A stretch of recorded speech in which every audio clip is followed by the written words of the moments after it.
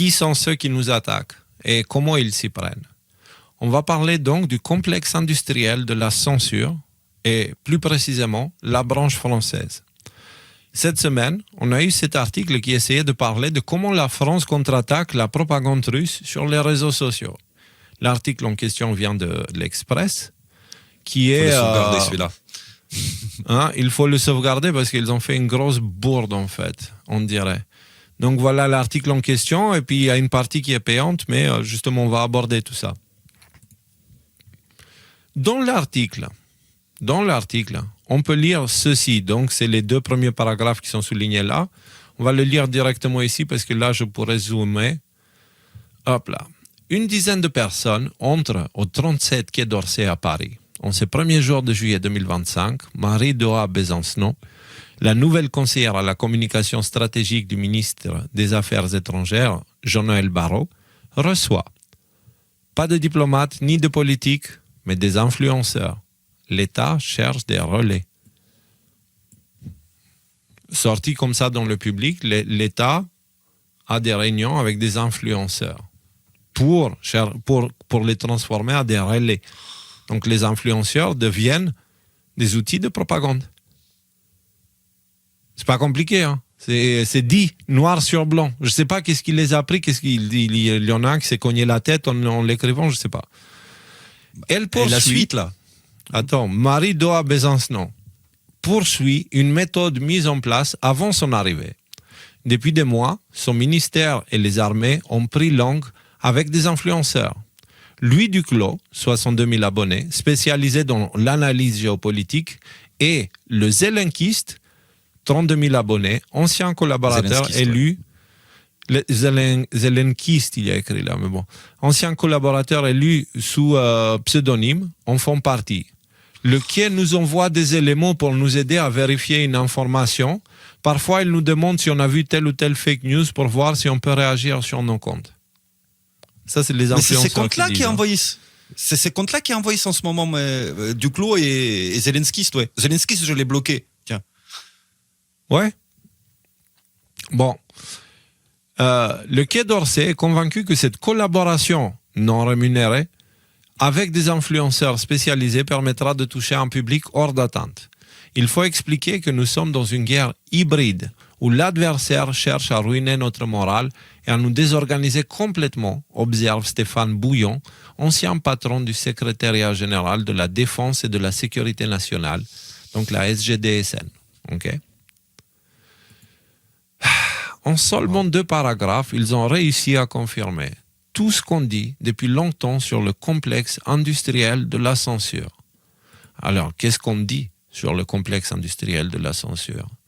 On a parlé de CTIL, donc c'est la Cyber Threat Intelligence League, qui est cette fondation américaine qui œuvre à l'international pour la sécurité cognitive.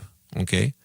Mais cette section de sécurité cognitive est intégrée dans la cybersécurité parce qu'il s'agit d'un piratage informationnel. En gros, l'idée, c'est que, étant donné qu'on peut pirater la cognition humaine, on doit traiter le sujet de la même façon qu'on traite la sécurité informatique. Et donc, du coup, toute la section de la manipulation est allée dans la cybersécurité. Okay? Guerre de l'information, secteur informationnel, en même temps, c'est pas très incohérent. Ensuite, on avait vu qu'ils ont fait des programmes l'OTAN avait des programmes Mitre Attack ou des choses comme ça avec des outils comme Framework Disarm, qui est l'outil qui permet à toutes ces ONG et institutions internationales de se coordonner ensemble en fait. Framework Disarm, c'est un protocole de travail lequel ils partagent tous et qu'ils utilisent. Et vous allez voir ce soir que l'État français utilise ce protocole-là dans ce cas précis. Ensuite, on a parlé du gouvernement mondial et de l'OTAN. Okay? L'OTAN qui tirait les ficelles derrière via des institutions discrètes. On a parlé du framework Disarm, complexe industriel de la censure, etc., etc. Mais on a parlé aussi de la branche française avec Viginum, ou le Disarm de la SGDSN. Donc, le mec là... Qui était évoqué dans l'article au-dessus. Hein. Stéphane Bouillon, voilà, qui s'exprime dans ce sujet-là, en fait, SDGSN, c'est ceux qui tirent les ficelles françaises, on va dire. Le GTI, ou le code des bonnes pratiques, n'est-ce pas? Il y a un code de bonnes pratiques, apparemment, si tu veux t'exprimer, tu dois appliquer ce code de bonnes pratiques, sinon tu n'es pas un bon citoyen et tu es censuré. Là, en l'occurrence, c'est pour les journalistes, mais nous, on est journalistes citoyens et ils l'appliquent aussi sur nous. Donc, apparemment, c'est pour tout le monde. Et complexe industriel de l'ascension, on a vu le scandale avec le rapport Viginam et l'interview de Poutine. Bref, il s'agit là de quelques exemples, mais on a longuement abordé le sujet.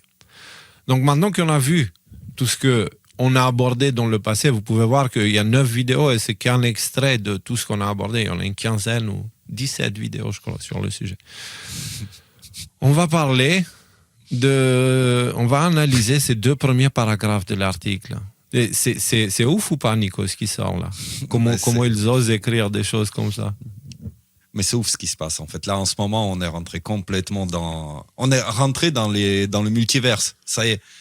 C'est-à-dire que la réalité, en fait, c'est optionnel. Le réel, c'est optionnel. Voilà. C'est-à-dire que voilà, maintenant, on va travailler plutôt le réel, on va le créer directement dans ma petite cellule grise. Tu as tout dit parce que là, justement, ils vont loin là-dedans. Alors, qui est Marie Doa Besançon, donc cette personne qui est mentionnée par l'article, comme étant la nouvelle conseillère à la communication stratégique du ministère des Affaires étrangères. Okay? Qui est-elle? D'où sort-elle? Dans de nombreuses vidéos, nous avions vu que derrière ce complexe industriel de la censure, c'est l'OTAN qui tire les ficelles. Pourquoi on parle de ça? Parce que Marie Doa Besançon était la secrétaire générale adjointe de l'OTAN pour la diplomatie publique de septembre 2023 jusqu'en mars 2025. La division diplomatie publique s'attache à promouvoir l'image de l'OTAN dans le monde entier et à gagner le soutien du public aux opérations et aux politiques de l'Alliance. En gros, c'était la responsable de la propagande de l'OTAN. En gros. Pas mal. Elle quitte en mars 2025 et déménage dans le gouvernement. Ok, pas mal. Alors, si vous voulez savoir plus sur elle, parce qu'elle a quand même des trucs assez jolies casseroles, elle a rejoint le cabinet du ministère des Affaires étrangères et contributeur de l'agenda 2030 du Forum économique mondial. Okay. On pose depuis 2023 à l'OTAN, alors dirigé par le contributeur du Forum économique mondial Jens Stoltenberg. Elle a travaillé pour Alliance, donc on trouve le Forum économique mondial presque dans chaque phrase, tu sais. Elle a été la plume du Premier ministre François Fillon, également contributeur du Forum économique mondial, issu du programme Young Thierry Leader. Breton, super important. Attends, parce que la partie et a travaillé au ministère de l'économie sous la direction de Thierry Breton, El Famoso. Oui. El Famoso, celui qui s'est pris des sévères réprimandes de la part de J.D. Vance et qui est en conflit ouvert avec Elon Musk. Oui, et puis qui est pour la censure à fond la caisse. Alors, elle est issue du programme Young Leader, présidé par Daniel Portfield, autre figure affiliée du Forum économique mondial. Elle incarne un parcours typique de l'élite transnationale formée dans les cercles d'influence économique et politique. Elle est la fille de Bertrand Besancenot, ancien ambassadeur de France à Doha, proche de Valéry Giscard d'Estaing, ex-président français et membre du groupe Bilderberg. Bertrand Besancenot a évolué dans les sphères diplomatiques connectées au groupe Lagardère et Dassault, donc les armes, quoi. Hein. Membre du Forum économique mondial, évidemment. Depuis 2017, il occupe le poste de conseiller diplomatique du gouvernement sous la présidence d'Emmanuel Macron. Autre contributeur actif de l'agenda 2030 du Forum économique mondial. Mais en fait, elle a pris ce poste et son père, apparemment, il est conseiller diplomatique du gouvernement sous Macron. Et vous avez ici l'article qui emmène tous ces points. Bon, il y en a un peu plus, mais j'ai sorti le plus important. Alors, on va faire ça, réduire ça. En réalité, son rôle à l'OTAN, parce que c'est là où ça devient piquant, était un peu plus que juste de soigner l'image publique de l'institution. À l'échelle internationale, je vous lis un extrait d'un article qui vient de défense.gouv.fr. ok? C'est elle qui est interviewée par le gouvernement et c'est publié sur leur site, ok? À l'échelle internationale, l'OTAN se dote d'outils pour analyser les attaques informationnelles et pouvoir riposter. Marie Doa Besancenot, attends, je vais voir si le zoom est bon. Non, là, c'est plus bon. Marie Doa Besancenot, secrétaire générale adjointe de l'OTAN pour la diplomatie publique, nous explique pourquoi elle a créé un groupe de travail, Task Force, dédié aux menaces informationnelles en 2024. Qu'est-ce que la Task Force et Countering Information Threats de l'OTAN? Elle répond. Ma division a pour mission de proposer des messages au secrétaire général de l'OTAN. Pour cela, nous avions besoin d'une équipe capable de comprendre et d'analyser l'environnement informationnel. J'ai donc créé cette task force il y a 1 an et demi, 3 semaines après mon arrivée, pour pouvoir analyser les narratifs hostiles que nous détectons et alerter en temps réel. Ces objectifs, détecter, traquer, signaler les menaces contre l'OTAN dans le champ informationnel et s'appuyer sur ces données pour proposer des réponses politiques. Donc pour l'OTAN, déjà, elle fait un outil qui permet d'analyser le milieu informationnel et de pouvoir prendre des réponses politiques, ok? Qui ensuite travaille avec le Quai d'Orsay, où elle travaille maintenant pour coordonner tout ça avec les influenceurs, tu vois le délire. Mais maintenant, elle est sous l'étiquette de l'État, plus sous l'étiquette de l'OTAN. Bah, la réponse politique, l'exemple récent, là, c'est Zelensky qui se rend à Paris, voir Macron avec le scandale de corruption. Et tout le discours que tient Macron en disant « Nous n'avons pas de leçons à donner à l'Ukraine concernant ça », parce que, et après, il retourne le truc, il dit « Oui, regardez, genre, en Russie, il n'y a personne qui va... » Enfin, genre, on ne parle pas de corruption parce qu'il n'y a pas d'organisme indépendant, etc. Ça, c'est une réponse clairement préparée à ce sens-là. C'est-à-dire que dire « On n'a pas de leçons à donner à un pays dont le second du gouvernement, du pouvoir, a été viré à cause du scandale de corruption et renversé, accuser la Russie. Parce que, soi-disant, ils n'ont pas d'organes indépendants. C'est exactement le type de réponse qui a été préparée à ce niveau-là dans ces cas de figure. Et même si ça sonne stupide, ça peut marcher sur certaines personnes. Réponse politique, ouais, bon. Alors, comment fonctionne cette task force qu'elle a créée avant de rejoindre le gouvernement? Chaque semaine, cette task force se réunit pour mettre en lumière des points d'attention dans le champ informationnel. Nous regardons ce qu'il s'y passe et grâce à nos outils, s'il y a des faits saillants. Nous décidons des thématiques que nous souhaitons garder sous surveillance et anticipons celles qui pourraient émerger. Les regards croisés de tous ces analystes avec leurs différents mandats et outils nous permettent de prendre du recul par rapport à ce que nous analysons dans l'espace informationnel. Nous savons alors quel est le degré d'urgence pour alerter nos dirigeants politiques et les scénarios de réponse que nous privilégions. Donc ça, c'est l'OTAN. Quand elle parle de tout ça, elle est encore à l'OTAN. C'est l'outil qu'elle a créé à l'OTAN.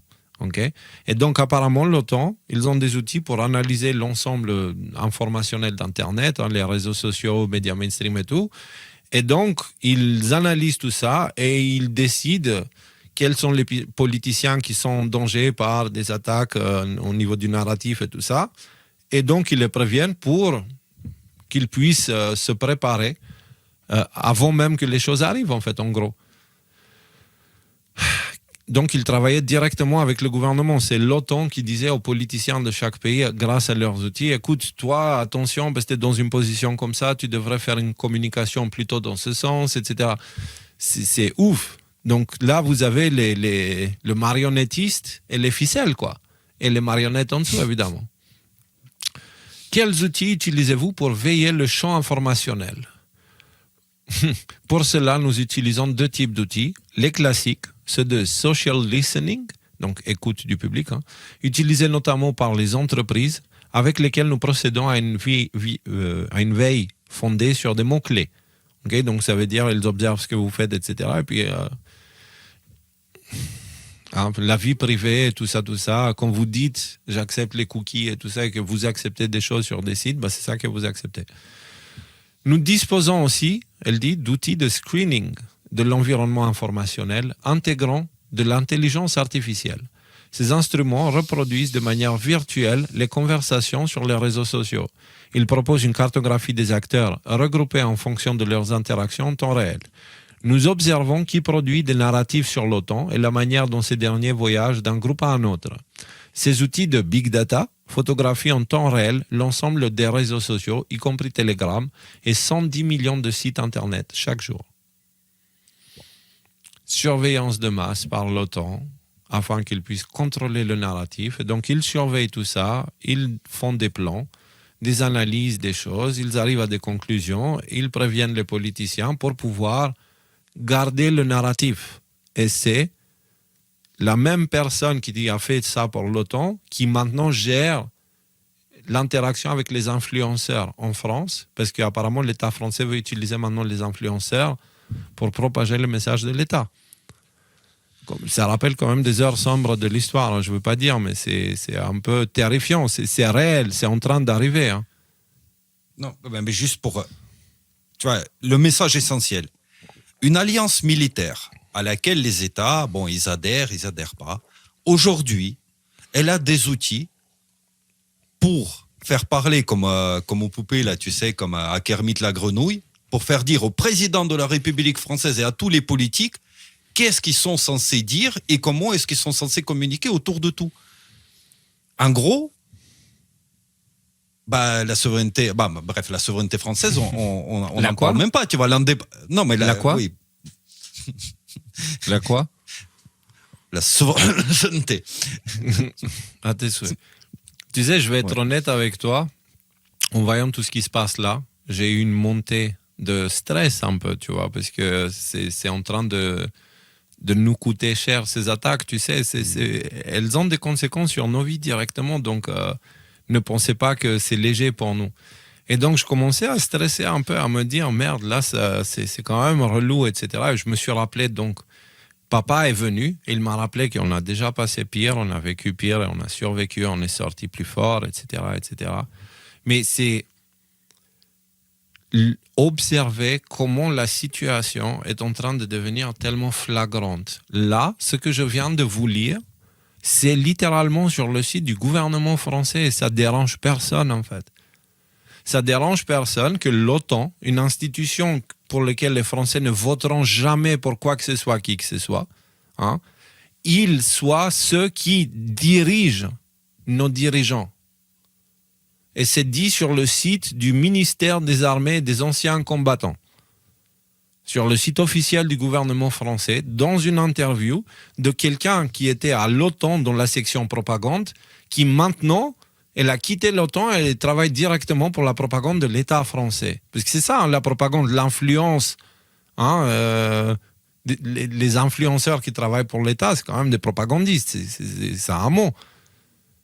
Oui, elle est venue coordonner la réponse des membres les plus actifs de l'OTAN.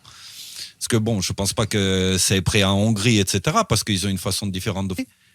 Et clairement, tu as une pareille ou un pareil aussi bien en Angleterre, et tu en as un pareil ou une pareille en Allemagne. Et voilà, et tu te retrouves du coup avec des gens, déjà que je les trouvais assez médiocres, mais qui ne parlent pas du tout par eux-mêmes. Mm-hmm. Qui ne peuvent pas parler par eux-mêmes. Non. Ils n'ont pas de réflexion individuelle. Ou en tout cas, s'ils en ont eu, elle est polluée par ce genre de choses. Et justement, je profite de l'occasion pour saluer les ouvriers de l'OTAN qui regardent cette vidéo parce que, étant donné qu'ils regardent tous ceux qui parlent de l'OTAN, vous vous doutez bien qu'ils ne vont pas nous rater. Et je pense qu'ils nous connaissent déjà très bien parce qu'ils savent que je les ai grillés. Donc, alors, maintenant, postulez au Pôle emploi, les gars. Postulez au Pôle emploi. Anticiper un peu. Tu sais, le pire, c'est qu'ils nous regardent leur poste comme des petites fourmis insignifiantes, tu vois. Mais ils comprennent, c'est des robots, c'est des machines, ils n'ont pas une intelligence humaine profonde, complète. Et du coup, eux, ils pensent dans leur tête qu'ils sont dans le camp du bien et ils sous-estiment complètement nos capacités, qu'elles soient individuelles ou en tant qu'ensemble. Et je ne parle pas que de ADNM, je parle de l'humain en général. Et donc, c'est ça qui fait que ils sont tellement cons que maintenant, ils font ce genre de choses qui, à un moment donné, ça va finir par se voir quand même, tu vois. Au début, il y a un qui crie, après, il y en a 2, après, il y en a 5, après, il y en a 10, et après, tout le monde entend. Tu vois ce que je veux dire? Ça a toujours été comme ça. Ça fait 5 ans qu'on se prend le vent en face, et ça fait 5 ans qu'on est là et qu'on continue à parler, continue à exister, continue à avoir un impact, tu vois. Et ça les fait chier quand même. Et surtout, ce qui les fait chier, c'est qu'on n'a pas peur. On n'a pas peur, pas seulement ça, mais on propage l'inverse de la peur. Ça va aller, on va y arriver, on y arrive, voilà quoi. Est-ce que tu peux empêcher, d'accord, le soleil de s'élever et éclairer le rivage, machin, etc. Ah tu peux mettre autant de parapluies ou de parasols que tu veux, tu vois, etc. Le soleil, à un moment donné, il sera de partout. C'est pareil, c'est mort. Là, ils essayent de mettre un pansement sur une fracture ouverte. Moi, je travaille dans un lycée. Ça marche pas. Non, mais non, ça marche pas. Je travaille dans un lycée. C'est mort. C'est mort. Je vois des gens, mais de toutes, tu sais, parce que c'est là où tu côtoies au final les gens de différents profils, etc. Et tu vois globalement l'approche qu'il a. Elle est certes, elle n'est pas appuyée, elle n'est pas ultra étudiée, mais c'est fini. C'est fini. C'est fini. Ce que vous allez faire là, de toute manière, vous ne rattraperez plus l'opinion publique. Vous ne la rattraperez plus. Vous l'avez trop trahi. Vous allez voir ce soir qu'ils ne sont pas après l'opinion publique maintenant. Ils sont après autre chose. Alors, l'article Express continue parce que vraiment, c'est hardcore cet article. Je ne sais pas ce qu'il les a pris, mais ils nous ont donné tout, ils nous ont servi tout sur un plateau. Elle poursuit une méthode de mise en place, donc cette dame-là de l'OTAN, depuis tout ça, on a lu.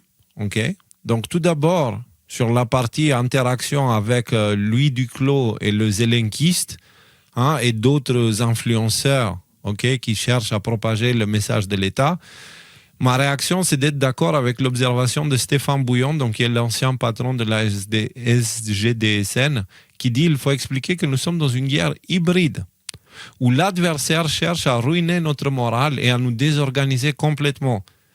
Et lui, il parle de ça, mais c'est exactement ce qu'eux essayent de faire avec nous, en fait. Parce qu'à leurs yeux, c'est nous l'ennemi, tu vois. Et c'est exactement ça, ils essayent de nous démoraliser de toutes les façons possibles. Le shadowban, c'est un exemple, mais ils nous ont tapé dans les finances, ils nous ont tapé au niveau de l'individu, ils ont attaqué nos images, nos personnes publiques, tu vois. Et ils nous ont diffamés. Les gars, on est toujours là. Quand on n'a rien à perdre, on n'a rien à foutre aussi, tu vois ce que je veux dire aussi. Et donc, vous nous avez tellement tout pris qu'on n'a plus rien à perdre, alors on n'a plus rien à foutre. Faites comme bon vous semble, le soleil se lèvera de toute façon, vous ne pouvez pas l'empêcher, comme a dit notre sage Nicolai. Alors, est-ce que vous vous rappelez du coup du framework disarm par rapport à toute cette histoire d'interaction entre gouvernement et acteurs, influenceurs et tout ça? On avait parlé du framework disarm, notamment dans cet article-là où on l'a expliqué en détail. C'est une vidéo d'ailleurs, si vous cliquez dessus, ça vous y emmène. Et voilà, j'ai expliqué en long et en large ce qu'est Framework Disarm, mais concrètement, il s'agit d'un protocole de travail qui est un outil qui descend directement de l'OTAN, d'un autre truc qui s'appelle MitraTac. Et en fait, c'est un protocole de travail avec une sorte de plateforme qui te permet de faire un diagnostic sur ce qui se passe au niveau de la désinformation et te donne différentes techniques et méthodes de contrer ces choses-là. D'accord ? Donc, en gros, c'est le protocole de manipulation dans sa définition propre, tu vois. C'est vraiment un protocole de manipulation des masses. Aussi simple que ça. Eux, ils le font sous le titre de « On combat la désinformation ». Et donc, toutes ces choses-là permettent à répondre à des opérations de propagande russe ou je ne sais pas quoi. Mais en réalité, comme on a pu le voir dans les 15 émissions qu'on a fait sur le sujet, c'est eux qui l'utilisent contre la pensée libre sur Internet. Ils utilisent ce protocole. Et en fait, c'est un protocole qui est utilisé qui permet de synchroniser la tête de la saloperie qui est aux États-Unis avec les ONG, les institutions, qu'elles soient étatiques ou privées, qui participent dans tout ce merdier de le complexe industriel de la censure. D'accord ? Donc, c'est un protocole de travail qui est central. Tout le monde le voit dans cette guerre de l'information. Alors, regardons ensemble la technique T0002 qui se trouve dans ce protocole de manipulation. Organiser les citoyens autour des messages favorables à l'État. Coordonner des groupes rémunérés ou bénévoles pour diffuser la propagande de l'État. Ah. Ha! Surtout rémunéré, tu sais. Parce qu'à mon avis, ils ne trouvent pas beaucoup de bénévoles pour ce genre de conneries. Là, si. Dans ce cas-là, quand on a les deux tocards, là, Louis Duclos et Zelensky, Zelensky, eux, ils sont non payés. Zelensky. Bien sûr. Ils sont non rémunérés. Ils ne sont pas rémunérés. C'est écrit dans l'article ici. Tu vois. Donc, il y a aussi des bénévoles dans ce merdier. Tu te dis comment est-ce possible? Comment il y a des gens qui peuvent aller aussi loin? Bah écoute, hein, on vit à l'Occident. Il y a un truc qui m'est arrivé cette semaine et qui tombe directement dans cette histoire. En gros, j'ai mis un post qui parlait d'une association qui s'appelle SOS Donbass et qui a envoyé des camions pour aider les gens qui ont souffert de la guerre, offrir les cadeaux aux enfants. Et en France, ce qu'ils faisaient, ils mettaient des posters sur les murs sur lesquels il y a marqué « La Russie n'est pas notre ennemi ». Voilà. Avec une poignée de main, comme ça. Ouais, avec une poignée de main, franco-russe, etc. Bon, tu t'es dit, a priori, rien de bien horrible. Eh ben, figure-toi que les deux organisateurs, donc un certain Vincent Perfettier et Anna Novikova, ils étaient arrêtés. Ils étaient arrêtés et ils sont en détention, mais genre à Fleury-Mérogis et dans une autre prison dont j'ai oublié le nom, dans des prisons différentes. Et Fleury-Mérogis, je crois que ceux qui ont été, ils peuvent dire que les conditions de détention, c'est un peu chaud. Alors qu'il n'y a rien.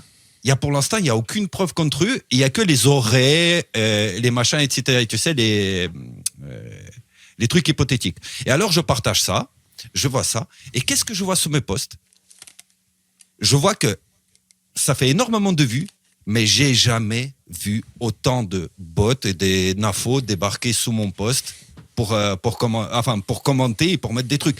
Mais d'une manière coordonnée. Genre, dès que le post est sorti, bam, bam, bam, bam, bam, bam, bam, bam, bam, une trentaine de commentaires super vénères avec des insultes, des machins, etc. Ensuite, 1 heure plus tard, pareil. Donc du coup, j'ai posté un truc, je dis, surtout ne rentrez pas en interaction avec eux. Ne rentrez pas en interaction avec eux, ne vous énervez pas. De toute manière, ils font leur travail aussi comme il faut, mais si on rentre pas dans l'insulte et dans la démoralisation, dans cette démoralisation que tu veux avec eux, ils ne font que promouvoir le poste essentiel. Pour moi, c'était dire qu'il y a 2 personnes qui faisaient des travaux associatifs et qui sont maintenant en prison pour des raisons obscures. Mais est-ce que tu les connais, ces personnes, personnellement? Écoute, je connais les gens de l'association personnellement. Ouais. Je connais des gens de l'association SOS Donbass personnellement. Forcément, parce que c'est des personnes, il y en a même ici en Corse, etc. Et je communiquais avec eux. Et en gros, leur activité, elle est en tant qu'Ukrainien. Purement. Ouais, en tant qu'Ukrainien. Elle est purement associative, en fait, et globalement promouvoir la paix, les relations de paix avec la Russie et envoyer des camions avec des vêtements et certaines affaires au Donbass, d'une manière ou d'une autre. Écoute, moi, je pense qu'il y a quelque chose qui leur a permis légalement de les prendre et de les mettre en prison. Tu vois.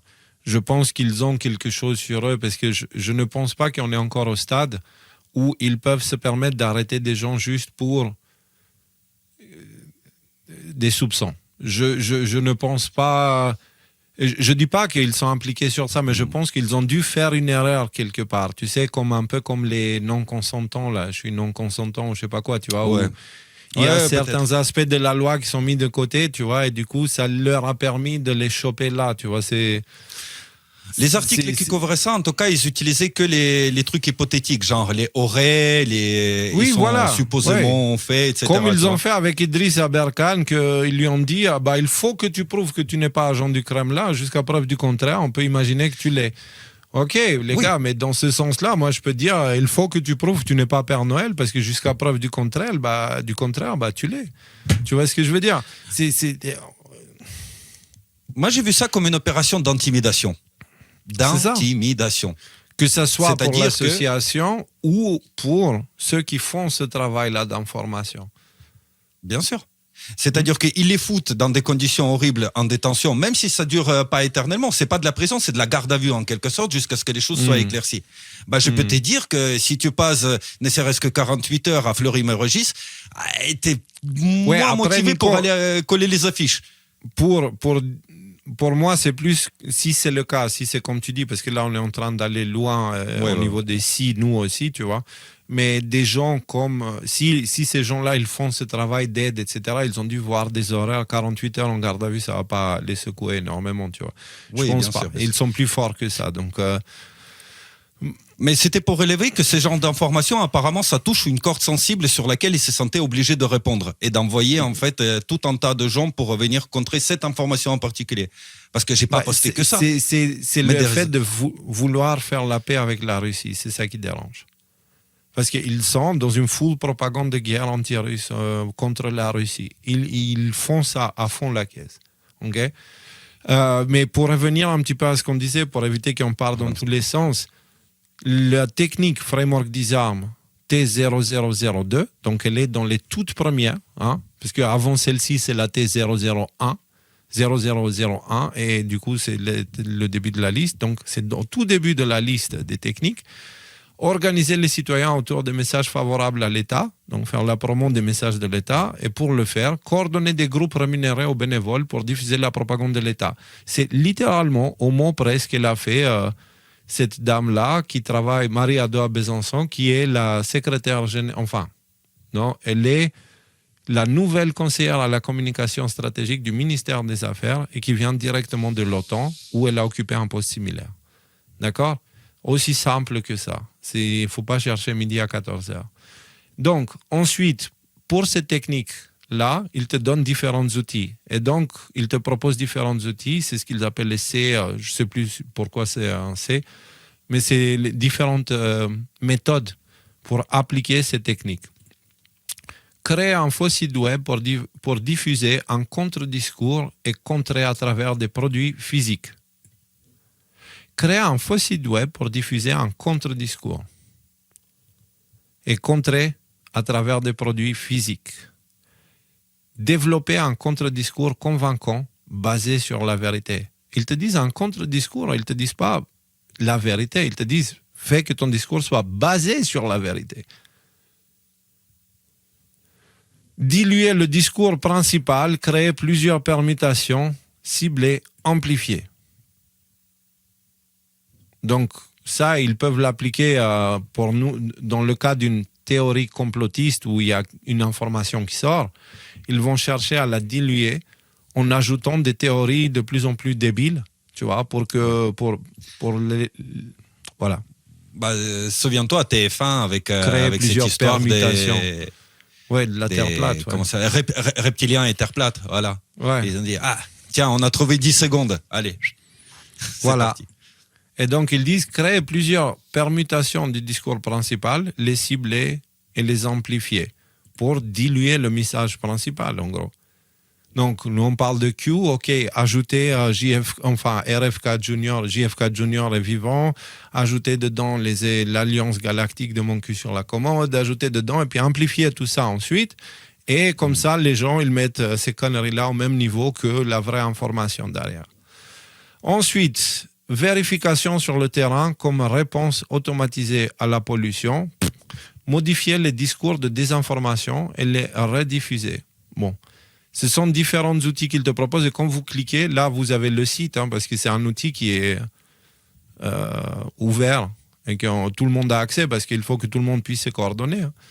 Et donc là-dedans, il vous donne les différentes techniques et en dessous, vous avez les différentes choses à faire.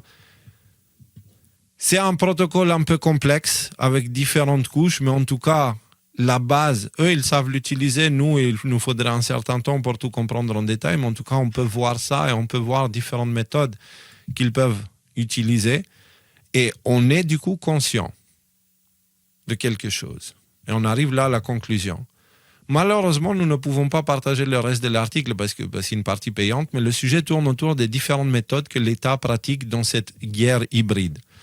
En gros, ça parle de l'armée numérique et des soldats digitaux qui œuvrent pour l'État, confirmant tout ce qu'on disait sur les trolls en ligne, les comptes cyborg, etc. Ils confirment tout ce qu'on vous a dit sur les bots, les trolls, le fait que c'est géré par l'OTAN, que c'est organisé, qu'il y a des humains avec des comptes IA, gérés par l'IA, que quand l'IA est suspectée ou elle est grillée, il y a un humain qui prend le contrôle du compte pour se faire dégriller, c'est-à-dire pour enlever les soupçons. Ensuite, il laisse l'IA et comme ça, avec un humain, ils peuvent gérer plusieurs dizaines de comptes et comme ça donne l'impression qu'ils sont plus nombreux. C'est confirmé. Mais ce sont les 2 premiers paragraphes qui décrivent le mieux l'essentiel du missile qui se sentirait dans le pied. En gros, on apprend que Marie de Besancenot a créé une task force pour l'OTAN qui surveille, analyse et donne une image de l'ensemble des réseaux sociaux et des médias pour mieux choisir les cibles à contrer. Ensuite, elle quitte l'OTAN pour entrer au gouvernement en tant que conseillère à la communication stratégique au ministère des Affaires étrangères.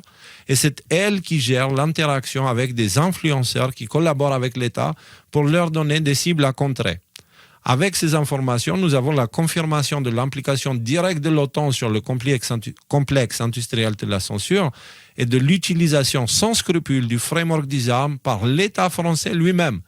Cela valide le fait que l'État français ne travaille plus pour les Français, mais pour l'OTAN, qui est une institution internationale. Pensez maintenant toutes ces idées de globalisation, globalisme et tout ça. C'est parce qu'il n'y a plus d'État souverain, il y a l'OTAN et il y a les pays membres. Mais c'est l'OTAN. Le complexe ce sont les fonctionnaires de l'OTAN qui gouvernent la France et tous les pays adhérents de l'OTAN. Tu l'as parfaitement décrit, les fonctionnaires de l'OTAN. C'est un président, c'est un fonctionnaire de l'OTAN. Voilà. C'est aussi simple que ça. Le complexe industriel de la censure est bien réel et la branche française semble vouloir mener la danse avec l'UE, alors qu'aux États-Unis, les choses vont dans la direction inverse. Nous avons ici une déclaration récente du vice-président des États-Unis qui dit « Des rumeurs circulent selon lesquelles la Commission européenne infligerait une amende de plusieurs centaines de millions de dollars pour non-respect de la censure. L'UE devrait soutenir la liberté d'expression au lieu d'attaquer les entreprises américaines pour des futilités. » Donc J.D. Vance qui vise directement, il connaît bien l'UE, il en a déjà parlé, donc... Et attends, j'ai vu sur notre compte, à un moment donné, j'ai fait une publication, il y a quelqu'un qui a mis un post très intéressant. Alors, c'était où? C'était là. Hop là. Ah, zut. Je pense que si. Ah, zut, je ne le trouve pas. C'est peut-être ici? Non, c'est pas ici non plus. En fait, c'était confirmé. Il y a eu une amende de l'UE à X. Ouais. Voilà. Je crois que même ils s'en sont félicités, Thierry Breton et compagnie. Il est même passé dans les médias pour dire à quel point ils sont puissants. Ouais, et moi je pense que ça va faire boomerang, qu'ils sont en train de fermer toutes les soupapes de décompression de la cocotte minute qui est sur du lava. Ce n'est même plus un feu de four, c'est du lava, tu vois. Et donc, le contenu de cette cocotte minute, elle va pas tarder à exploser dans des conditions comme ça. Cette période de censure qui fait peur à beaucoup de gens et de médias alternatifs ne va pas durer longtemps parce que elle peut pas durer longtemps. Le contrôle est déjà perdu, ça fait un moment. Et pendant qu'il y a cette guerre informationnelle, moi, je voudrais parler avec vous d'autres choses qui va dans ce sens-là, mais qui vous donne... en gros, au dernier live, on a parlé d'un post de Q et il y a quelqu'un qui a attiré mon attention sur quelque chose. Cette chose-là m'a mis sur une piste. Donc, il a fait ça samedi dernier. Depuis samedi, je suis en train de mouliner sur ce sujet de tirer des fils rouges. Et en fait, j'ai trouvé enfin des confirmations pour ce que je disais depuis longtemps de cette histoire de toile, Internet et araignée. Tu vois, le Pentagone et tout ça, la DARPA, tout ça. Il semblerait que Q dit la même chose. Et je ne l'avais pas vu. Et grâce à cette information, justement, vous allez voir, cette histoire de manipulation va au-delà que d'une guerre d'information. C'est une guerre pour nos esprits. Ils veulent prendre le contrôle de notre façon de fonctionner. Et vous allez voir. Mais juste avant de parler de ça, oui, Nico. Je vous préviens, moi, je sais rien de tes recherches, Léo, et donc, du coup, je vais découvrir. Voilà. Et je suis très curieux. Et c'est lié avec ce qu'on vient de dire, parce que toute cette histoire de guerre de narratif, etc., toute cette histoire de guerre d'information est directement connectée à ce qu'on va aborder. C'est-à-dire que là, on va chercher la racine de cette saloperie qui tire les ficelles, etc. leur véritable objectif. Et c'est super intéressant.